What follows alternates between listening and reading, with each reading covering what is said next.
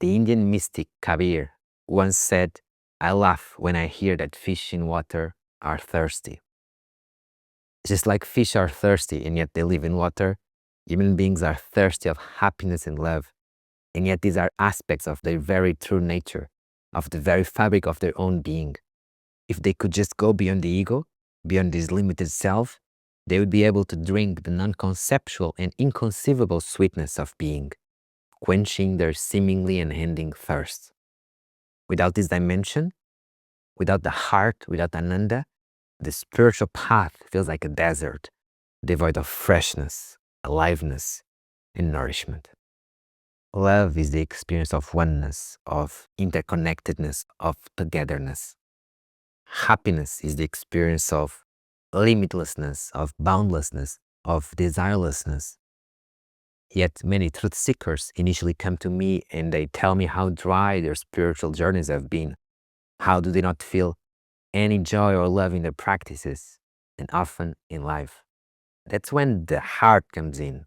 This heart, the spiritual heart, if you will, is not an energy plexus. It's not the Anahata chakra or any subtle object for that matter. Whenever I use the word heart in this context, it means the recognition of awareness through love, bliss, joy, and happiness, through what is known as Ananda in Sanskrit. The heart is a symbolic aperture to the experience of unconditional, non-dual love and bliss, to the manifested fragrance of pure awareness. It's the convergence of all the angles of experience of the limitlessness and wholeness that Ananda is. Ananda is a non-conceptual, universal experience. Although it may seem initially to manifest in the heart area, it is not truly localized. That's just how it seems in the beginning, because of our tendency to localize and confine everything. But then those limitations will be seen through and will be transcended. The same happens with our experience of love. Love seems to be personal, such as when someone says, "I love you," or "I love so-and-so," mostly confined to romance, family, and so on. But many times, this is just attachment masquerading as love, or it is highly colored by neediness, fear of abandonment, insecurity, or biological drives.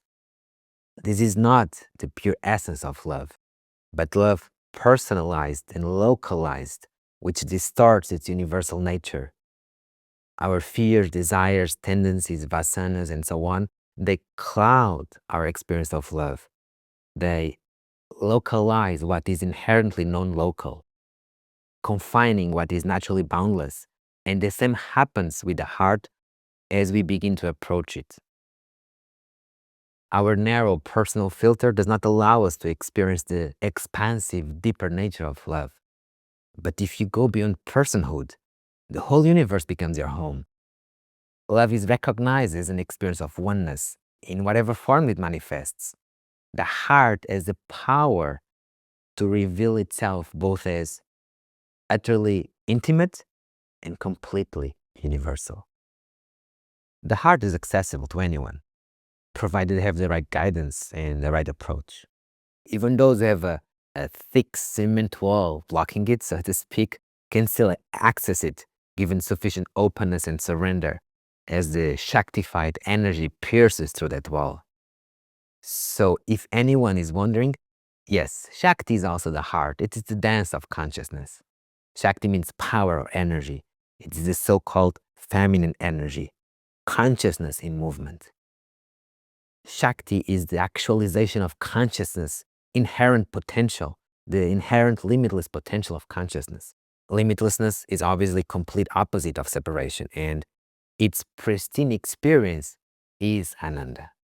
Although we could say that Ananda is a natural part of the human experience, humans almost always only experience its surface level, its reflections, not the real thing. Everyday happiness is very fleeting, very dualistic. It has a initial sweetness, but then it's eventually followed by an inevitable bitter aftertaste. It's more like a temporary relief from the sense of lack than an eternal fulfillment. For greater depth, for the real thing, you must surrender with presence, into the depths of your being, shifting beyond emotions, beyond the mind. Of course, some spiritual approaches, they tend to neglect awareness and surrender, placing exclusive focus in the heart, where spaced out intoxication becomes the goal. Or they objectify the heart and everything pertaining to the heart and then transform it into a dualistic approach. Devotion is important, yes, but it should be non-dual devotion. In non-dual devotion, you are the lover and you are the beloved, and you are love being loved. Devotion to a deity or guru has many limitations and can bring countless problems. So that's not really what we want. On the other side, many approaches overlook the heart entirely because it's seen just as an object. But self-denial is never the path to happiness, to love, or liberation. This would be existential barrenness. And I'm not into asceticism. I'm more into spiritual aestheticism, where the beautiful aesthetics of a free heart can manifest in one's self-expression in a natural and unimpeded way. The harmonious way is between those two extremes, where awareness, surrender, and heart, they all come together. When it comes to the experience of the heart, it's actually very self-evident. The initial contact with that dimension will feel like you are connecting with the divine, with God, with something sublimely sacred, to a vast loving presence far, far greater than yourself. The heart speaks in gentle beauty, in spontaneous love and joy, which is not caused by anything external. As I mentioned, you'll probably begin to feel it in the heart space. Eventually, it will start to expand to other parts of the body, and then even beyond the body's limitations. Just enjoy it. Don't demand it to be better. Don't demand it to be more expanded. Just be open to it. Surrender to it. Invite it. Experience it with curiosity. And when you bring in surrender, there's a profound openness. There's just a delightful sweetness of being. What appears as a journey toward the heart is actually the heart's journey toward its own recognition. When trying to be aware to the heart, many people mistakenly connect with the emotional human heart, as that's where they usually go out of habit.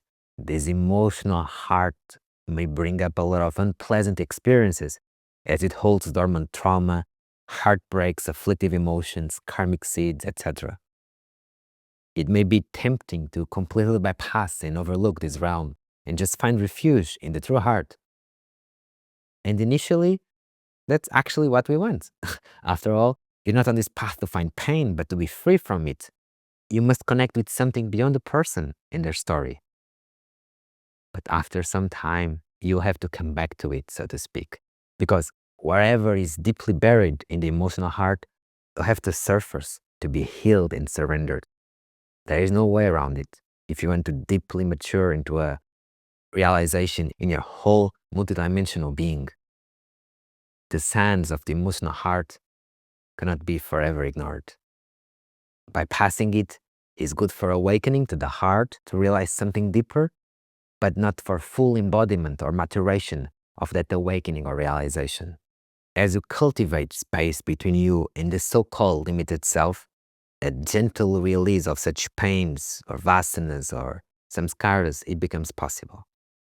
Returning to those sands, but now with a greater self-understanding, self-compassion, with much more space and less identification, and in a much more mature way, you'll make sure that the sands of the emotional heart don't become quicksand. Of course, it goes without saying that being in the presence of a liberated being or following specific meditative guidance, it can also help you profoundly with this, as well as awakening to the heart. Clinging to the heart or to ananda states or experiences happens mostly if they are rare. If they are normal, if they are natural, and you know you can access the heart anytime, if you live from the heart of being, you don't cling to it. In the natural state, it is permanently settled into the background of experience, radiating that fragrance, like a fragrance of well-being and delightfulness, in your everyday life. Sufi mystics sing and write about the lover's pain, the agony of separation that consumes the soul. They say that few pains are as deep as a lover's pain in their separation. Their verses, they express how painful this separation is and how humans must not delay any further their conscious journey to be healed from this pain, from this separateness, to be whole again. This struggle is emblematic of the human condition. If you don't feel whole, if you don't feel complete, and let's be honest, unless you're self-realized, which means not only feeling whole, but fully embodying wholeness, then you are experiencing the pain of separation. How big is this sense of fragmentation? Only you can answer it. Only you can truly answer it. But it can reach a point when the weight of this incompleteness becomes unbearable, when separateness tightens so much that you will do what it takes to break free from these chains once and for all. Awakening to the presence of awareness through the heart and surrendering there completely sparks a powerful, tangible, undeniable recognition of I am. Without a heart, there is no I am. And without I am, there is no proper path. And without a proper path, there's nothing really worth existing for. But since you're here, make it count where it counts the most.